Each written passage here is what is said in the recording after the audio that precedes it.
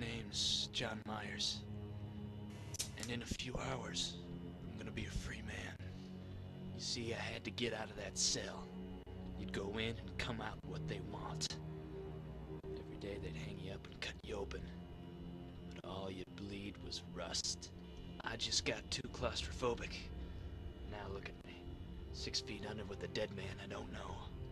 But like I said, soon I'll be a free man.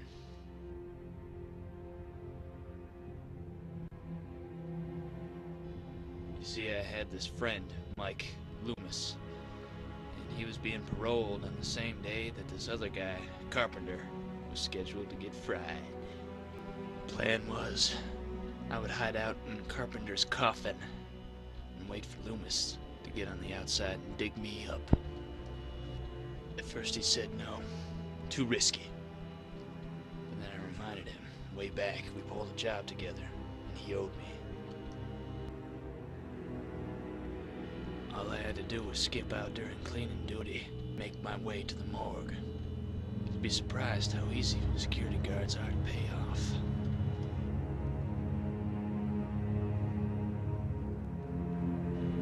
Now all I have to do is wait.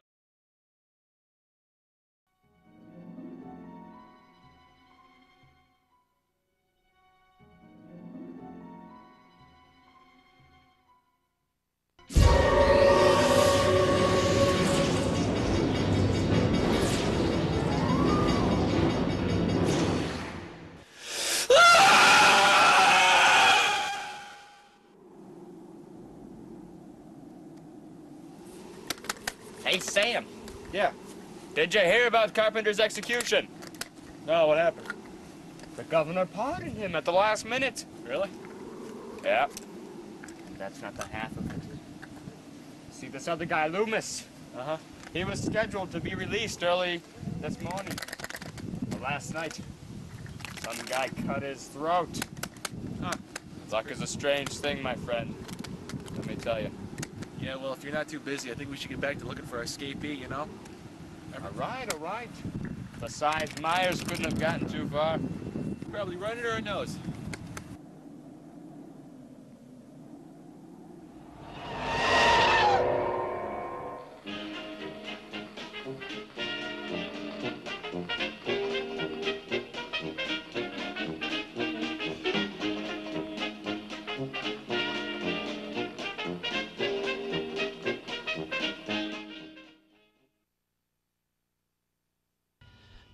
But not really.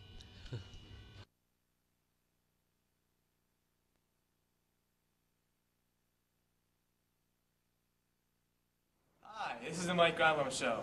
Yes, I had this portion of my ear pierced. Yes, it did hurt. Don't bother pointing out to us that that wasn't original. We know. Jerkway.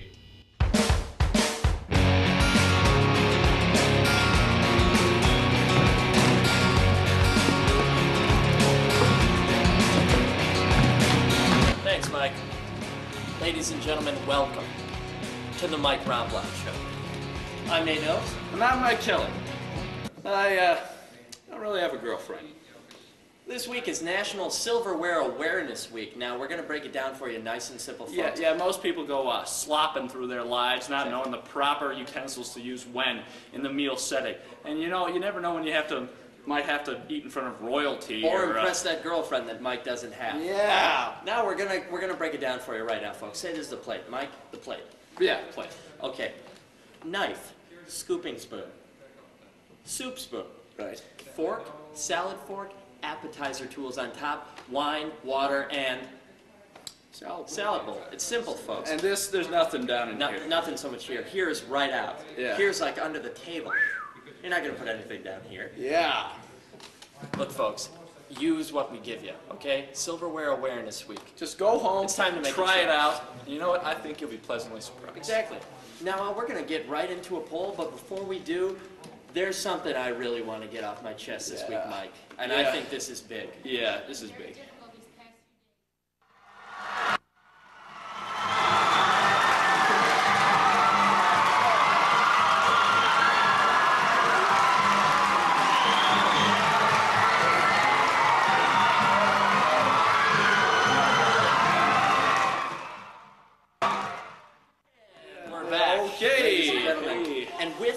little photo that we just showed you, that little segment, we're going to get right into our poll. Now, we did this in select pride classes, so you may be aloof. Yeah, well, you might not know what's going on, but basically what we did is we went around to select pride classes and we asked We them. basically asked them if people thought it was unfair to have Mr. Tom Morrow in a mock rock sketch, because basically it ensures victory. Instant 100%. victory. Instant Morrow victory. equals victory. And the poll results were, Well, 100% of the people Of thought course. that it wasn't fair. of course, where you have Tom Morrow, Mr. Tom Morrow, you will have victory. It's An army that carries Tom Morrow in front of it is invincible.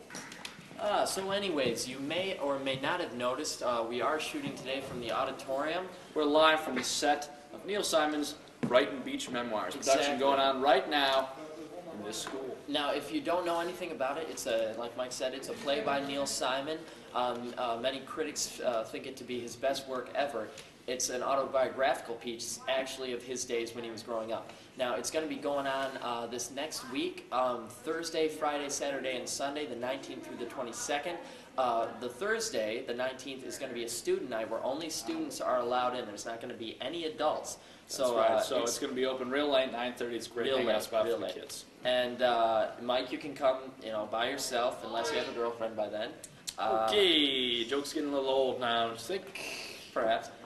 So anyways, we hope to see you there, and we're going to do some interviews right now. Yeah. We're going to talk to the cast, and we're going to show you a trailer. So ladies and gentlemen, this is Brighton Beach.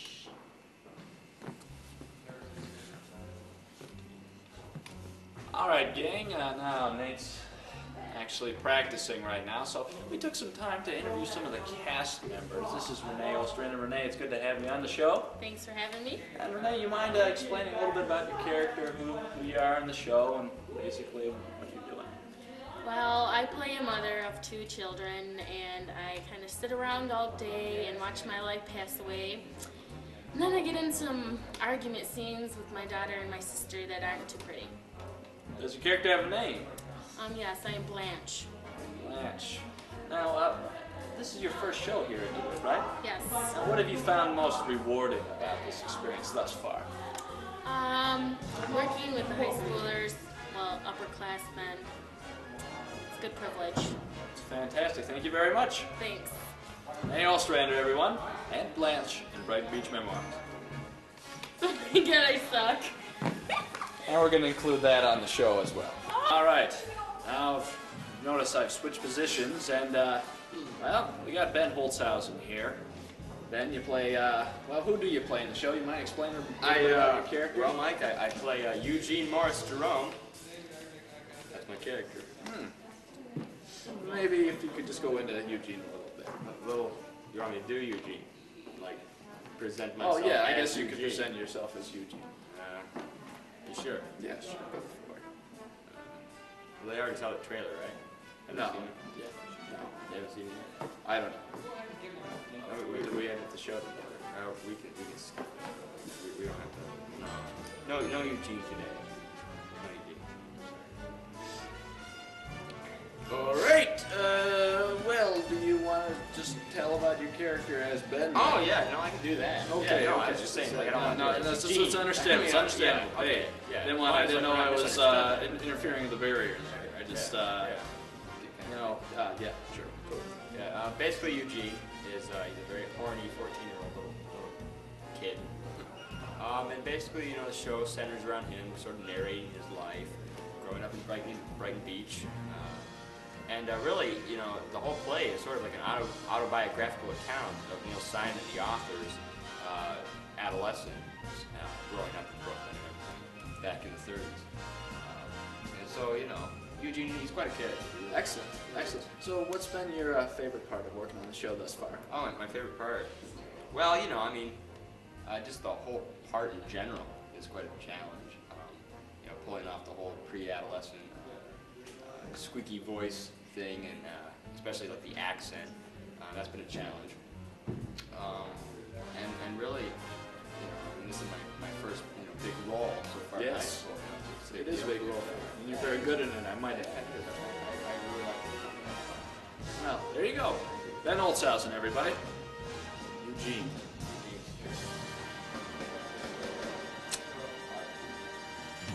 we're going to wrap things up here, and it's a short show this week. Right now, we're just going to go ahead and get to the name. Ooh, draw the name. Who's it going to be? Who's the name of the show next week? Ooh. Well, let's find out. Yeah, Go get the just yearbook. I think there's one over there. Now, once again, we got kind of an old-ish yearbook. So freshmen, I'm sorry, you're going to be excluded. I think this one's from 98 or something, right, Nate? Something like that. It's an older one. It's an older one. Just going to open a name, or open the book and randomly go to a name here. We're opening the book. Oh, I'm not looking.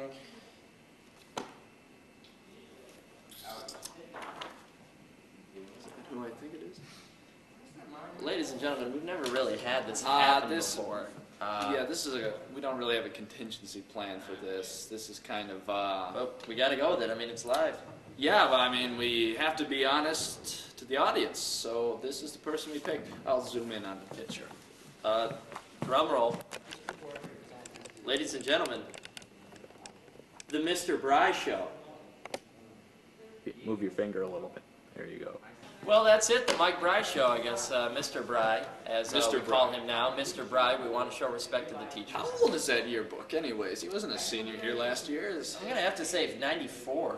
94. Yeah, 94, 95. That's a mistake on our part, folks, but We won't mess up like that again, hopefully. Yeah, But we're going to wrap things up, so this is Nate Nose telling you to quit talking that trash or we'll flip your card. this is Mike Kelly reminding you, with so much drama in the LBC, it's kind of hard being Snoop, Deal Double G.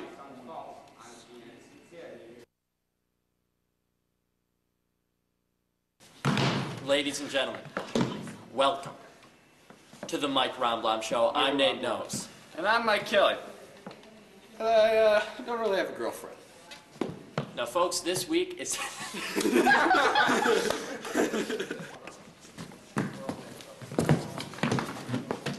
Ooh!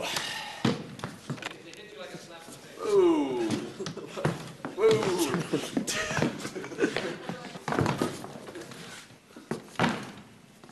Thanks, Mike.